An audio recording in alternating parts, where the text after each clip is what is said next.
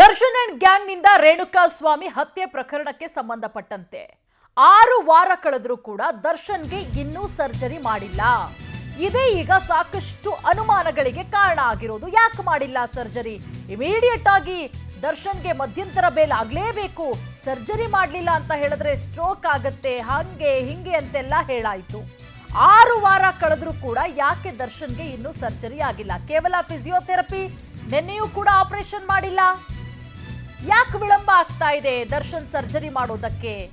ನಿನ್ನೆ ಆಪರೇಷನ್ ದಿನಾಂಕ ಫಿಕ್ಸ್ ಆಗುತ್ತೆ, ಆದ್ರೂ ಕೂಡ ಮಿಸ್ ಆಗಿದೆ. ಯಾಕೆ ಮೀನಾಮೇಷ ಎಣಿಸಲಾಗ್ತಾ ಇದೆ? ಯಾಕೆ ಕಿಲ್ಲಿಂಗ್ ಸ್ಟಾರ್ ದರ್ಶನ್ ದಿನ ದೂಡ್ತಾ ಇದ್ದಾನೆ? ಮಧ್ಯಂತರ ಜಾಮೀನು ವಿಸ್ತರಣೆ ಮಾಡಿಕೊಂಡು ಕಾಲಹರಣ ಮಾಡ್ತಾ ಇರೋದು ನೋಡಿ. ಅಯ್ಯೋ, ದರ್ಶನ್ಗೆ ನಡೆಯೋದಕ್ಕಾಗ್ತಾ ಇಲ್ಲ.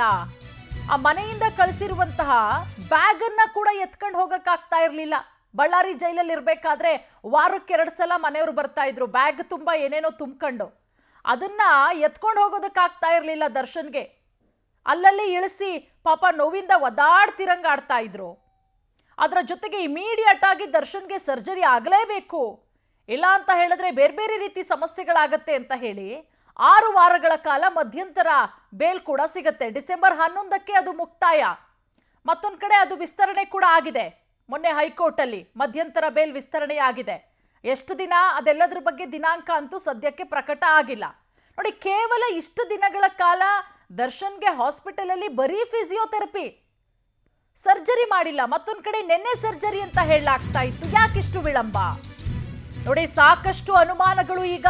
ಬಳ್ಳಾರಿ ಬೆಮ್ಸ್ ವೈದ್ಯರು ನಕಲಿ ಮೆಡಿಕಲ್ ರಿಪೋರ್ಟ್ ಕೊಟ್ರ? ಹಾಗಾದ್ರೆ ದರ್ಶನ್ ಬಿಪಿ ನಾರ್ಮಲ್ಗೆ ತರೋದಕ್ಕೆ ಮಾತ್ರೇನೇ ಇಲ್ವಾ? ಎಂತೆಂತ ಸರ್ಜರಿ ಮಾಡಿದ್ದಾರೆ ಡಾಕ್ಟರ್ಗಳು.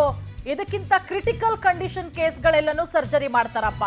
ಶುಗರ್ ಇದ್ರೆ ಇನ್ಸುಲಿನ್ ಎಲ್ಲ ಕೊಟ್ಬಿಟ್ಟು ಬಿಪಿ ಇದ್ರೆ ಹೆಂಗ್ ನಾರ್ಮಲಿಗೆ ತರಬೇಕು ಅಂತ. ಆದ್ರೆ ದರ್ಶನ್ ಬಿಪಿನ ನಾರ್ಮಲಿಗೆ ತರಕ್ ಆಗ್ತಾನೆ ಇಲ್ವಾ? ಮಾತ್ರೇನೆ ಈಗೇನಾದ್ರೂ ಹೊಸದಾಗಿ ಕಂಡಿಡಿಬೇಕಾ? BGS ಆಸ್ಪತ್ರೆಯಲ್ಲಿದ್ರು ಕೂಡ ಬಿಪಿ ಕಂಟ್ರೋಲಿಗೆ ಬರ್ತಿಲ್ವಂತೆ ದರ್ಶನ್ಗೆ. ದರ್ಶನ್ ಚಿಕಿತ್ಸೆಯ ಫೋಟೋ ರಿಲೀಸ್ ಹಿಂದಿನ ಅಸಲಿಯತ್ತೇನು? ನೋಡಿ, ಒಂದ್ ಕಡೆ ರೆಗ್ಯುಲರ್ ಬೇಲರ್ಜಿ ವಿಚಾರಣೆ ನಡೀತಾ ಇರುತ್ತೆ. ಅದೆಲ್ಲದರ ನಡುವೆ ಮಧ್ಯಂತರ ಬೇಲರ್ಜಿ ಅದು ಕೂಡ ವಿಸ್ತರಣೆ ಮುಂದೂಡಿಕೆ ನಡೀತಾ ಇರಬೇಕಾದ್ರೇನೆ ಕಳೆದ ಕೆಲ ದಿನಗಳ ಹಿಂದೆ ಒಂದು ಫೋಟೋ ಸಿಕ್ಕಾಪಟ್ಟೆ ವೈರಲ್ ಆಗುತ್ತೆ. ಅದರ ಹಿಂದಿನ ಅಸಲಿಯತ್ತೇನು ಹಾಗಾದ್ರೆ? ಇನ್ನೂ ಬರೀ ಫಿಸಿಯೋಥೆರಪಿನ? ಯಾಕೆ ಸರ್ಜರಿ ಆಗಿಲ್ಲ? ದರ್ಶನ್ನು ಅನಾರೋಗ್ಯದ ನಾಟಕ ಆಡ್ತಾ ಇದ್ದಾರಾ ಅನ್ನುವ ಒಂದಷ್ಟು ಅನುಮಾನಗಳು ಕೂಡ ಈಗ ಸಾರ್ವಜನಿಕರಲ್ಲಿ ಮೂಡ್ತಾ ಇರೋದು. ಯಾಕಂದ್ರೆ ಹಾಸ್ಪಿಟಲಿಗೆ ಬರೋದಕ್ಕಿಂತ ಮುಂಚೆ, ಮಧ್ಯಂತರ ಬೇಲ್ ತಗೊಳ್ಳೋಕ್ಕಿಂತ ಮುಂಚೆ ಏನೇನೆಲ್ಲ ಸರ್ಕಸ್ ಮಾಡಿದ್ರು ರಾಜ್ಯದ ಜನತೆ ಕೂಡ ನೋಡಿದ್ದಾರೆ. ಅಯ್ಯೋ, ದರ್ಶನ್ ನಡೆಯೋದಕ್ಕೆ ನೋಡಿ, ಅಲ್ಲಿ ದೃಶ್ಯಾವಳಿಗಳಲ್ಲಿ ನೀವು ಗಮನಿಸ್ತಾ ಇದ್ದೀರಾ.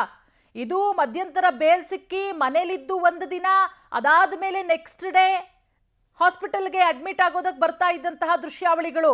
ಪಾಪ ದರ್ಶನಿಗೆ ನಡೆಯೋಕ್ಕೆ ಆಗ್ತಾ ಇಲ್ಲ. ಇಬ್ಬಿಬ್ರು ಕೈ ಹಿಡ್ಕೊಂಡು ನಿಧಾನಕ್ಕೆ ನಡ್ಸ್ಕೊಂಡು ಹೋಗ್ತಿದ್ದಾರೆ. ಅಂಥವ್ರಿಗೆ ಸರ್ಜರಿ ಆಗಬೇಕಿತ್ತಪ್ಪ ಇಷ್ಟೊತ್ತಿಗೆ.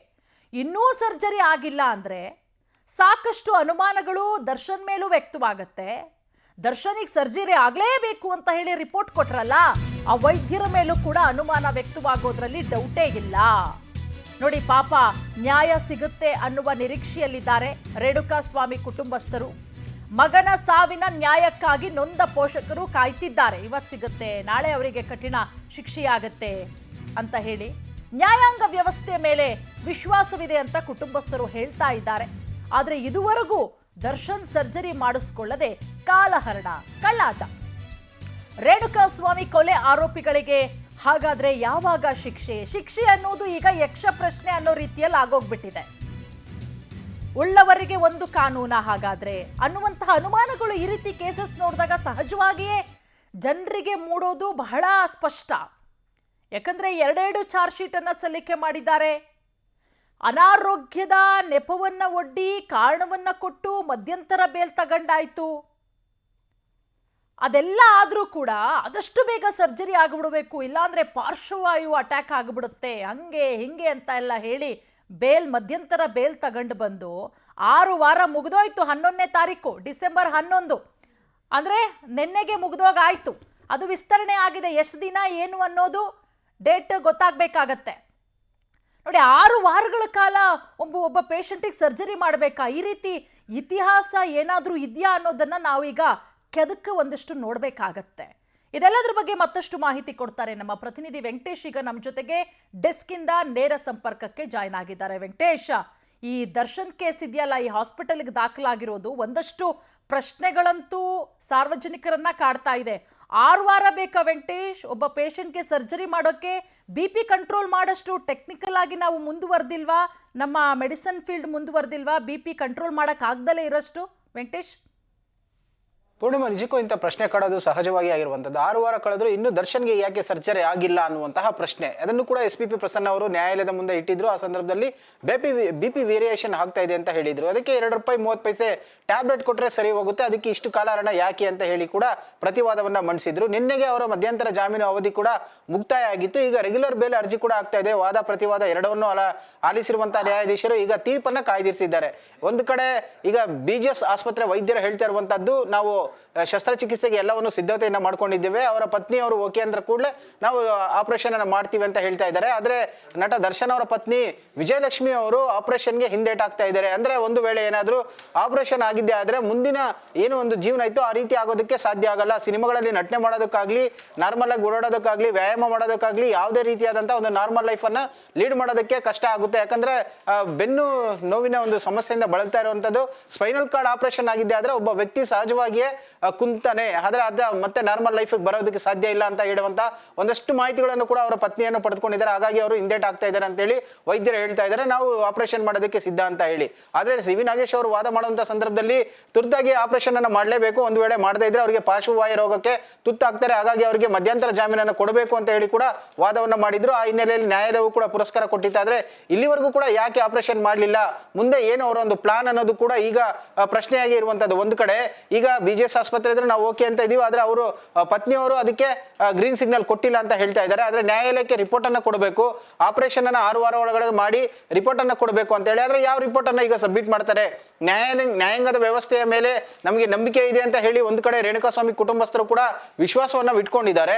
ಈ ಕಡೆ ನ್ಯಾಯಾಲಯಕ್ಕೆ ಕೊಡಬೇಕಾದಂತ ಮೆಡಿಕಲ್ ರಿಪೋರ್ಟ್ ಗಳನ್ನು ಕೂಡ ಒಂದನ್ನ ಸಬ್ಮಿಟ್ ಮಾಡಿದ್ದೀವಿ, ಆದ್ರೆ ಇದುವರೆಗೂ ಕೂಡ ನಮಗೆ ಸಿಗ್ಲಿಲ್ಲ ಅಂತ ಹೇಳಿ SPP ಪ್ರಸನ್ನ ಕುಮಾರ್ ಅವರು ಕೂಡ ಹೇಳಿದ್ರು. ಯಾವ ರೀತಿಯಾದಂತ ಒಂದು ಆಪರೇಷನ್ ಆಗ್ತಾ ಇದೆ, ನಿಜವಾಗ್ಲೂ ಅವರಿಗೆ ಸ್ಪೈನಲ್ ಕಾರ್ಡ್ ಸಮಸ್ಯೆ ಇದೆಯಾ, ಹಾಗಾಗಿ ಅದನ್ನೇ ಮುಂದಿಟ್ಕೊಂಡು ಅವರು ಆಪರೇಷನ್ ಅನ್ನ ಮಾಡಿಸ್ಕೊಳ್ಬೇಕು ಅಂತ ಹೇಳಿದ್ರು.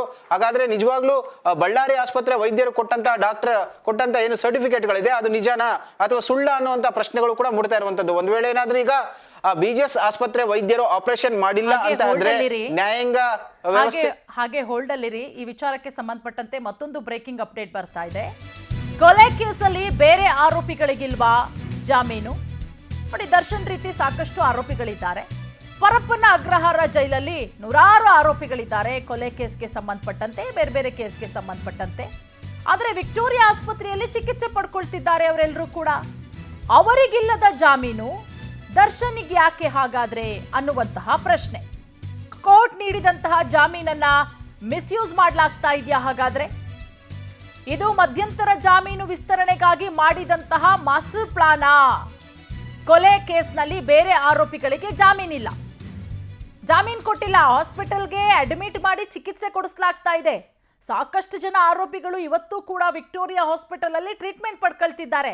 ಅವರಿಗೇನು ಮಧ್ಯಂತರ ಜಾಮೀನು ಕೊಟ್ಬಿಟ್ಟು ನೀವು ಹೋಗಿ ಟ್ರೀಟ್ಮೆಂಟ್ ಪಡ್ಕೊಳ್ಳಿ ಇಷ್ಟು ವಾರಗಳ ಕಾಲ ಅಂತ ಹೇಳಿ ಮಾಡಿರುವಂಥ ಉದಾಹರಣೆಗಳು ಬಹಳ ಕಡಿಮೆ. ಅವರಿಗೆಲ್ಲ ಇಲ್ದಲೇ ಇದ್ದಂಥದ್ದು ದರ್ಶನ್ಗೇನು ಅನ್ನುವಂತಹ ಪ್ರಶ್ನೆ ಈಗ ಹುಟ್ಕೊಳ್ತಾ ಇರೋದು. ಈ ಬಗ್ಗೆ ಮತ್ತಷ್ಟು ಡೀಟೇಲ್ಸ್ ಕೊಡ್ತಾ ಹೋಗ್ತಾ ಇದ್ರು ವೆಂಕಟೇಶ್. ಒಂದಷ್ಟು ಪ್ರಶ್ನೆಗಳು ಈಗ ಹುಟ್ಕೊಳ್ತಾ ಇದೆ. ಬೇರೆ ಆರೋಪಿಗಳಿಗಿಲ್ಲದಂತಹ ಈ ರೀತಿಯ ಕೆಲವೊಂದಿಷ್ಟು ರಾಜಾತಿಥ್ಯಗಳು, ಈ ರೀತಿಯ ಕಾನೂನುಗಳು ದರ್ಶನ್ ವಿಚಾರದಲ್ಲಿ ಯಾಕೆ ಅನ್ನುವಂತಹ ಪ್ರಶ್ನೆ. ಹೌದು ಪೂರ್ಣಿಮಾ, ಏನಂತ ಹೇಳಿದ್ರೆ ಪರಪ್ಪನಗ್ರಹಾರ ಜೈಲಿನಲ್ಲಿ ವಿವಿಧ ಪ್ರಕರಣಗಳಲ್ಲಿ ಕೊಲೆ ಆರೋಪಿಗಳಾಗಿರಬಹುದು, ಬೇರೆ ಬೇರೆ ಕೃತ್ಯಗಳಲ್ಲಿ ಭಾಗಿಯಾಗಿ ಶಿಕ್ಷೆಯನ್ನು ಅನುಭವಿಸ್ತಾ ಇರುವಂತಹ ಆರೋಪಿಗಳಿಗೂ ಕೂಡ ಇದೇ ಸಮಸ್ಯೆ ಇದೆ. ಅವ್ರನ್ನೆಲ್ಲರೂ ಕೂಡ ವಿಕ್ಟೋರಿಯಾ ಆಸ್ಪತ್ರೆಯಲ್ಲಿ ವೈದ್ಯರು ಚಿಕಿತ್ಸೆಯನ್ನು ಕೊಡ್ತಾ ಇದ್ದಾರೆ. ಯಾರಿಗೂ ಕೂಡ ಅವರಿಗೆ ಮಧ್ಯಂತರ ಜಾಮೀನನ್ನು ಕೊಟ್ಟಿಲ್ಲ ಅಥವಾ ಅವ್ರ ಮನೆಯವರಿಗೆ ಟ್ರೀಟ್ಮೆಂಟ್ ಅನ್ನು ಕೊಡಬೇಕಂತೇಳಿ ಯಾರಿಗೂ ಕೂಡ ಮನೆಗೆ ಕಳಿಸಿಲ್ಲ. ಆದ್ರೆ ನಟ ದರ್ಶನ್ ಅವರಿಗೆ ಮಾತ್ರ ಈ ಒಂದು ವಿಚಾರದಲ್ಲಿ ರಿಯಾಯಿತಿ ಯಾಕೆ ಅನ್ನುವಂತಹ ಪ್ರಶ್ನೆ ಕೂಡ ಮೂಡ್ತಾ ಇದೆ. ಅದು ಅವರು ಬಯಸಿದಂತ ಖಾಸಗಿ ಆಸ್ಪತ್ರೆಯಲ್ಲೇ ಕೂಡ ಚಿಕಿತ್ಸೆಯನ್ನು ಪಡ್ಕೊಳ್ಬಹುದು ಅಂತ ಹೇಳಿ ಕೂಡ ನ್ಯಾಯಾಲಯವು ಅವರಿಗೆ ಏನೋ ಒಂದು ರಿಯಾಯಿತಿಯನ್ನು ಕೊಟ್ಟಿತ್ತು, ಅದರಂತೆ ಕೂಡ ಅವರು ಟ್ರೀಟ್ಮೆಂಟ್ ಅನ್ನು ಪಡೆದುಕೊಳ್ತಾ ಇದ್ದಾರೆ. ಹಾಗಾದ್ರೆ ಉಳ್ಳವರಿಗೆ ಒಂದು ಕಾನೂನು, ಹಣ ಇದ್ದವರಿಗೆ ಒಂದು, ಇಲ್ಲದವರಿಗೆ ಒಂದು ಅನ್ನುವಂತಹ ಪ್ರಶ್ನೆ ಕೂಡ ಇಲ್ಲಿ ಮೂಡೋದು ಸಹಜವಾಗಿ ಇದೆ. ಸಾಕಷ್ಟು ಜನ ಆರೋಪಿಗಳು ಕೂಡ ಏನೋ ಟ್ರೀಟ್ಮೆಂಟ್ ಅನ್ನು ಪಡೆದುಕೊಳ್ತಾ ಇದ್ದಾರೆ. ಅವರಿಗೆ ಯಾಕೆ ಸರ್ಕಾರ ಈ ರೀತಿಯಾದಂತಹ ಒಂದು ರಿಯಾಯಿತಿಯನ್ನು ಕೊಡ್ತಾ ಇಲ್ಲ, ಅಂದ್ರೆ ಅವ್ರಿಗೆ ಜೀವಕ್ಕೆ ಬೆಲೆನೇ ಇಲ್ವಾ ಅನ್ನುವಂತಹ ಪ್ರಶ್ನೆ ಕೂಡ ಮೂಡೋದು ಸಹಜವಾಗಿದೆ.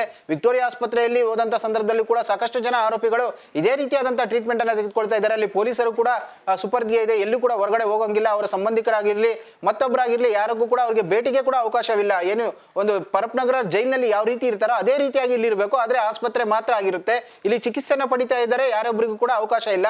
ಆದ್ರೆ ನಟ ದರ್ಶನ್ ಅವರಿಗೆ ಮಾತ್ರ BGS ಆಸ್ಪತ್ರೆಯಲ್ಲಿ 7 ಜನ ಟೇಕ್ ಕೇರ್ಸ್ ಇರುವಂತದ್ದು, ಅವರನ್ನ ಹೊರತುಪಡಿಸಿದ್ರೆ ಯಾರಿಗೂ ಕೂಡ ಒಳಗಡೆ ಅವಕಾಶವಿಲ್ಲ. ಆ ರೀತಿಯಾದಂತಹ ಒಂದು ಫೆಸಿಲಿಟಿಯನ್ನ ಕೊಟ್ಟಿರುವುದು ಯಾಕೆ ಅನ್ನುವಂಥ ಪ್ರಶ್ನೆಗಳು ಮೂಡೋದು ಕೂಡ ಸಹಜವಾಗಿ ಇರುವಂತದ್ದು. ಪೂರ್ಣಿಮಾ, ಥ್ಯಾಂಕ್ ಯು ವೆಂಕಟೇಶ್ ತಮ್ಮೆಲ್ಲ ಮಾಹಿತಿಗಾಗಿ.